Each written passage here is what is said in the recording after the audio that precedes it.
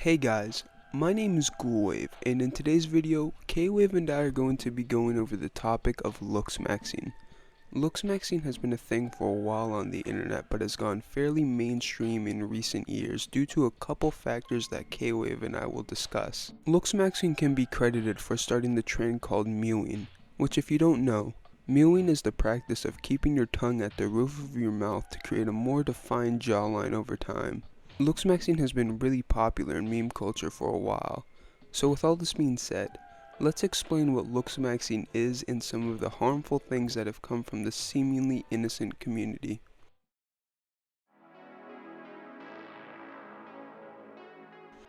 Now, you might be sitting there at home thinking, where does this stuff even originate from? And I'll go and clue you in on what I found. Most of the founding ideas of Looksmaxxing were originated from a man named, and I'm not making this up, John Mew.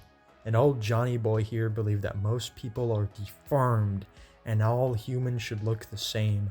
John Mew is absolutely obsessed with the way that faces look and how he believes they should look. See, John Mew was an orthodontist, but not just any old orthodontist. No, he instead believed in his own orthodontic method, that being orthotropics. Orthotropics is supposed to help children's faces develop properly, and the process would use things like platal expanders, changing their diet, and resting one's tongue on the roof of their mouth. Some kids who would do this process, however, would even go on to say that it hurt their own jaw when they tried to rest it. Now, this entire thing that I just described to you is a pseudoscience, and a lot of orthodontists think John Mew is just straight up crazy, and they probably have good reason to think that considering what I'm about to cover next. John Mew would have 3 kids, Bill Mew, Rosie Mew, and Mike Mew, and he would do orthotropic experiments on them. He tried to give them a perfect face with these experiments. He considers Rosie Mew, his daughter, a failure in his quest for the perfect face. His son, Michael Mew, however, he considers him a success in getting an amazing facial structure. Mike Mew would want to be just like his father, and he'd go into orthodontics.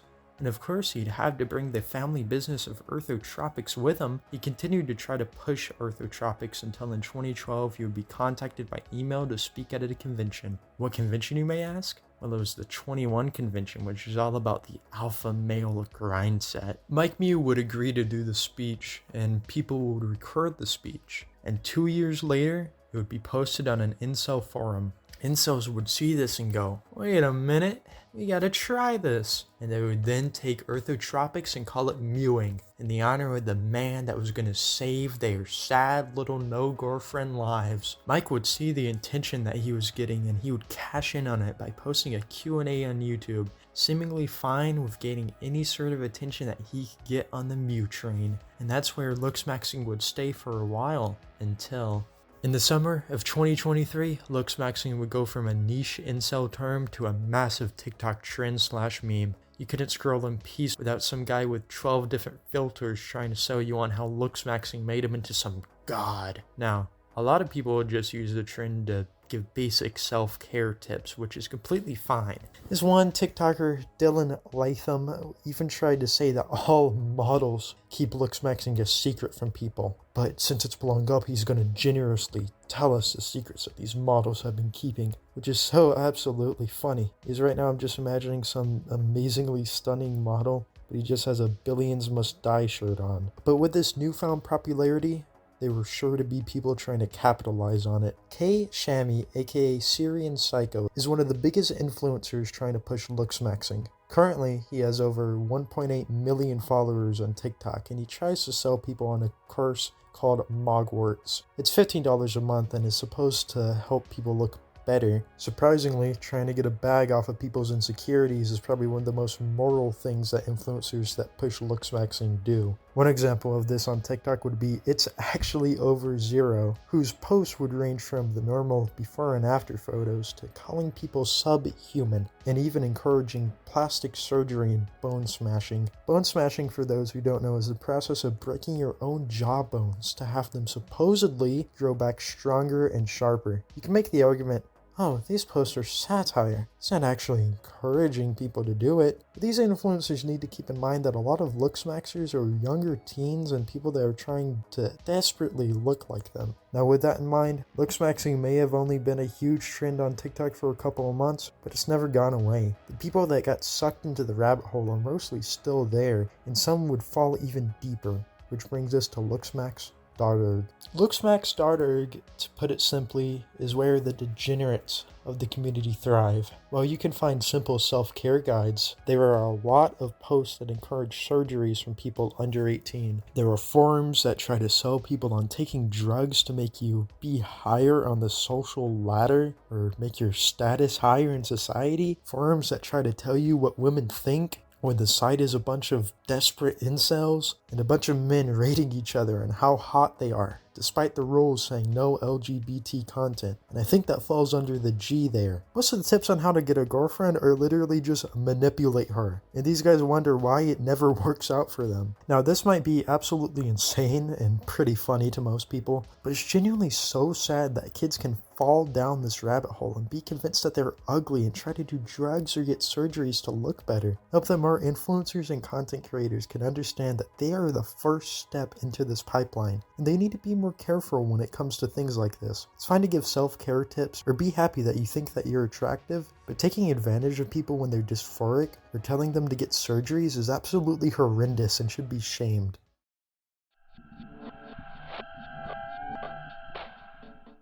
Now I think it's time to go over someone who gives us a very interesting example of what Looksmaxxing can do to a person, and that person is James Sapphire.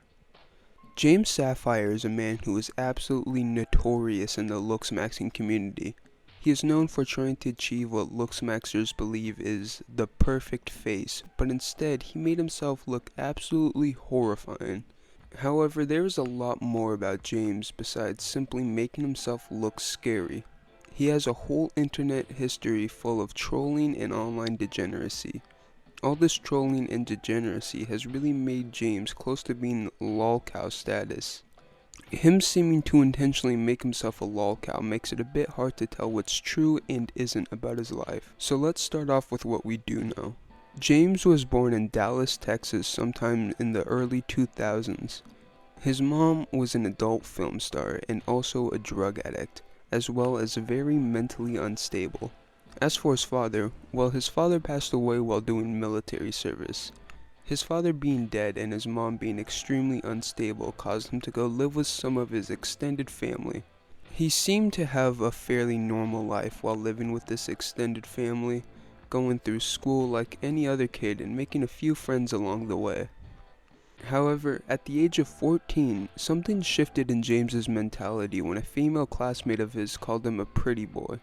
The shift for James happened when he decided to look up the term pretty boy on Google, as he didn't know what the term meant. While looking for the definition, he stumbled across a photo of the model Chico Luchowski posted on a site dedicated to Looksmaxxing. It was said to either be looksmax.me or looksmax.org.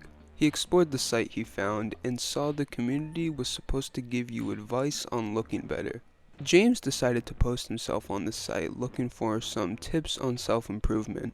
One thing to note about these sites is that even though these sites market themselves as forums for self-improvement, most of the people who lurk these forums are either trolls or guys that are insecure about their own looks, so they convince normal-looking people that they are ugly.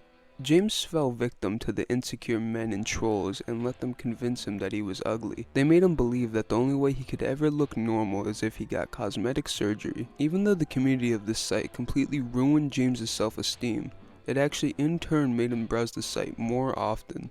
Since people on the site successfully convinced James he was ugly, he felt like he needed to learn how to fix the way he looked, and to him, the Looksmaxxing site seemed perfect for this. As my buddy K-Wave explained in the beginning of this video, these Looksmaxxing sites hold a lot of prejudice, and James seemed to be influenced by the prejudice culture of the site, causing him to grow a hatred towards women and people of different races. It was during this time in James's life when he started to experience bullying from his classmates, and he apparently also got robbed. And them bitches are mine. You're not getting them back. And I put that on my mother too. You're not getting them hoes back. you understand? All this negativity in his high school life caused him to eventually drop out and pursue social media full time. He got a small following on TikTok and he was also making music. Some of his music got kind of popular on TikTok, but mainly because people were making fun of it due to the very childish voice and cringy lyrics. Looking so fine and classy in person. Yeah. I don't wanna go too fast, so let's just take a step back. Can we chill with hands in the park and relax? I can't imagine losing you. However, James didn't seem to be completely unaware of how bad his music was, and it seemed this was intentional because he liked to troll people and get people riled up, even if he was the one getting made fun of. While out of high school, James seemed to have taken up something other than social media, and that was doing drugs. He was doing steroids to look more masculine, and also apparently doing meth to eat less, I suppose. He got this meth from his biological mom, who I guess he still had some contact with while living with his extended family. His active drug use eventually caused him to develop psychosis, and this would cause him to end up in and out of mental hospitals somewhat often. He would apparently browse all sorts of conspiracy theories online while doing drugs, and from his own words it sounded like he believed a lot of the theories he heard. He also reported hearing voices and seeing things from his drug-induced psychosis. A lot of stress was building around James, and he eventually tried to take his own life via an overdose, and was fortunately unsuccessful.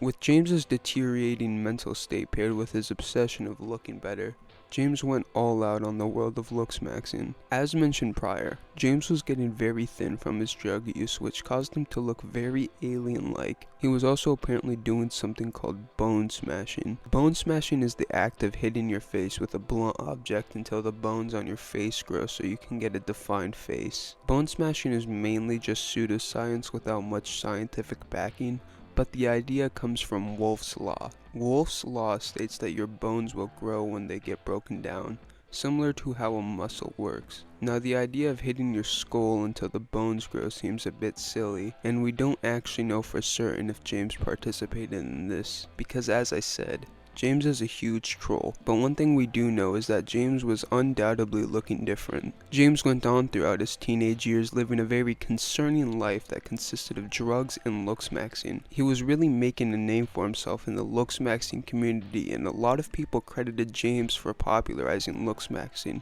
through his music being used on TikTok. Some people would follow James Sapphire on social media just to troll him, but he also had a lot of people that were genuine fans of him and wanted to know how to look like him for some odd reason. After a while, James seemed to be less active in the looksmaxing community, but the looksmaxing community was only getting more popular. Some YouTubers started covering the subject, and some would even cover James Sapphire himself due to his notoriety in the community. James didn't like all the coverage about him, and in early 2023, he made a video clearing the air. He seemed to look a lot better and informed the audience that he was no longer into looksmaxing and that he had also gotten off of drugs. He also denounced his former prejudiced beliefs. I can only hope James is doing good in life now as a young adult. The poor guy never really got a fair opportunity to grow and develop as a person with all the drugs and internet trolling he went through during his teenage years. May he find the self-confidence and stability that was deprived of him throughout his early years. So, that's all for today's dual wave video. I hope you enjoyed it and thank you for watching. Please make sure to like and subscribe. We make weekly video essays and would love to grow our community. If you made it to the end, let us know with a comment. See you guys in the next video.